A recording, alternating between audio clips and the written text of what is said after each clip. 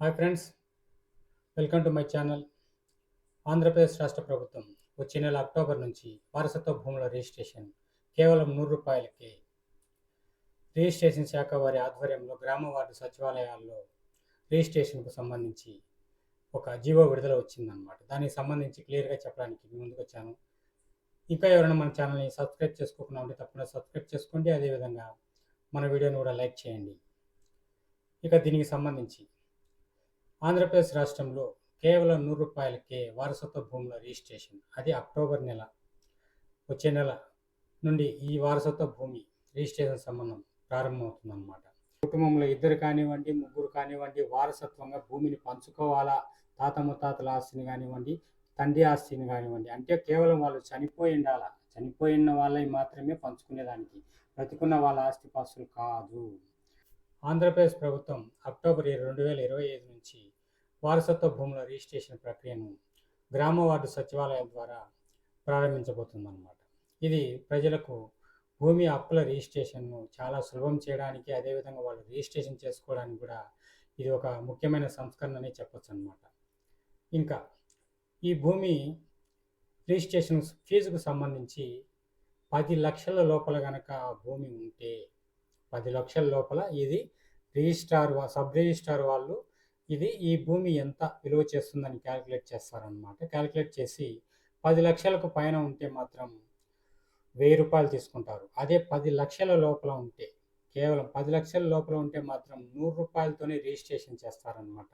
Sub registrar వాళ్ళు గ్రామ ward సచివాలయం సహకారంతో చేస్తారనమాట. గ్రామ వార్డు సచివాలయంలోనే చేస్తారనమాట. దీనికి సంబంధించి ఇంకా ముఖ్యమైన వివరాలు చెప్పాలంటే, వారసత్వ భూములు అంటే ముఖ్యంగా తల్లిదండ్రుల ఆస్తులు, అదేవిధంగా తాత ముత్తాతల ఆస్తులు అన్నమాట.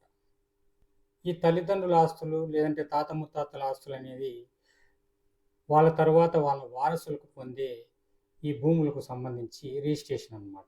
ఈ రిజిస్ట్రేషను చాలా వరకు పెండింగ్లో ఉండిపోయినాయి. తాత ముత్తాతల ఆస్తులు వారసత్వ భూములు రిజిస్ట్రేషన్ చేసుకునేదానికి ఒకరికొకరు భూమిని పంచుకోలేక ఇబ్బంది పడతా, ఈ విధంగా జాప్యం జరుగుతా దాన్ని రిజిస్ట్రేషన్ చేసుకోలేకుండా అలాగే పెండింగ్లో ఉండిపోతుంది. ఇప్పుడు కేవలం ₹100తోనే కాబట్టి చేసేది ఈ రిజిస్ట్రేషన్ గ్రామ వార్డు సచివాలయాల్లో జరుగుతుంది కాబట్టి, అదేవిధంగా తహసీల్దార్ కార్యాలయం చుట్టూ తిరగాల్సిన అవసరం కూడా లేదన్నమాట. నేరుగా స్థానిక సచివాలయాల్లోనే దీన్ని క్లియర్గా వాళ్ళు ఒకరికొకరు సమానంగా భాగాలుగా పంచుకొని ఒప్పంద పత్రాన్ని వాళ్ళకు వాళ్ళు రెడీ చేసుకొని, ఎటువంటి గొడవలు కొట్లాటలు లేకోకుండా వాళ్ళు ఐకమత్యంగా రిజిస్ట్రేషన్ చేసుకుంటామంటే ఆటోమేటిక్గా గ్రామ వార్డు సచివాలయాల్లో వాళ్ళు అన్నీ రెడీ చేస్తారనమాట. అదేవిధంగా ఈ భూమికి సంబంధించి మ్యూటేషన్ ప్రక్రియ కూడా ఆటోమేటిక్గా జరుగుతుంది. అక్కడికక్కడే ఆన్ ది స్పాట్లోని మ్యూటేషన్ ప్రక్రియ కూడా జరుగుతుంది అనమాట ఆటోమేటిక్గా. అదేవిధంగా వాళ్ళకు రిజిస్ట్రేషన్ అయిన తర్వాత ఆ భూమికి సంబంధించి ఈ పాస్బుక్ కూడా నేరుగా వాళ్ళకు జారీ చేస్తారనమాట.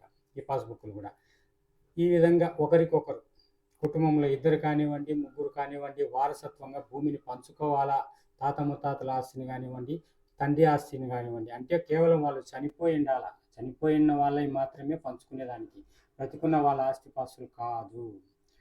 కాబట్టి దీనికి సంబంధించినటువంటి అవసరమైన పత్రాలు ఏవంటే, ఎవరైతే చనిపోయి ఉంటారో ఆ కుటుంబ పెద్ద, లేదంటే తాత కానివ్వండి, ముత్తాత కానివ్వండి, చనిపోయి ఉంటారు అనమాట, వాళ్ళ డెత్ సర్టిఫికెట్, మరణ ధృవీకరణ పత్రం అది అవసరం పడుతుంది. అదేవిధంగా ఆ వారసులు ఎవరైతే ఉన్నారో వాళ్ళ అన్ని కుటుంబాలు, ఇప్పుడు 3 ఉన్నారనుకోండి, ఒక కుటుంబంలో 3 అన్నదమ్ములు, వాళ్ళ కుటుంబాలు పెళ్ళిళ్ళు అయ్యి పెద్దోళ్ళు అయ్యి సెపరేట్గా ఉంటారు కదా, వాళ్ళ ఫ్యామిలీ మెంబర్స్ సర్టిఫికెట్ కూడా అవసరం అన్నమాట.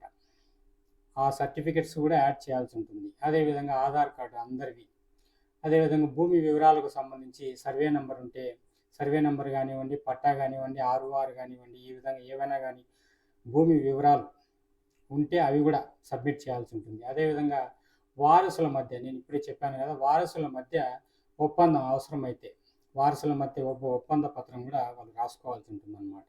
స్క్రీన్ మీద మీకు క్లియర్గా కనిపిస్తుంది, చూడండి. అన్ని డీటెయిల్గా నేను చెప్తున్నాను, క్లియర్గా అర్థం చేసుకోండి, ఓకేనా.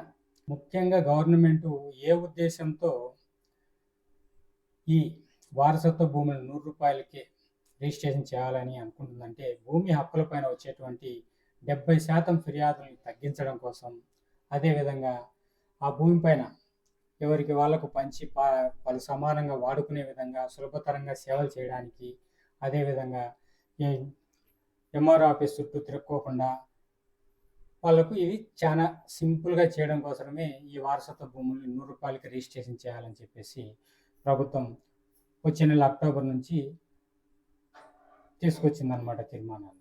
ఈ పథకం ద్వారా తక్కువ ఖర్చుతోనే వారసత్వ భూముల్ని చట్టబద్ధంగా వాళ్ళ పేరుతో రిజిస్ట్రేషన్ చేసుకోవచ్చు. అదేవిధంగా మీరు కూడా ఎవరైనా ఉంటే ఈ అవకాశాన్ని వినియోగించుకోవాలనుకుంటే మీ గ్రామ వార్డు సచివాలయాన్ని సంప్రదించండి. ఇది ఫ్రెండ్స్, ఇంకా ఎవరైనా మన ఛానల్ని సబ్స్క్రైబ్ చేసుకోకుండా ఉంటే తప్పకుండా సబ్స్క్రైబ్ చేసుకోండి. అదేవిధంగా మన వీడియోని కూడా లైక్ చేయండి. లైక్ చేయడం ద్వారా తెలియని ఇంకా 10 మంది తెలుసుకునే అవకాశాన్ని మీరే కల్పించిన వాళ్ళు అవుతారనమాట. ఇంతసేపు ఓపికగా విన్నందుకు, చూసినందుకు అందరికీ ధన్యవాదాలు ఫ్రెండ్స్.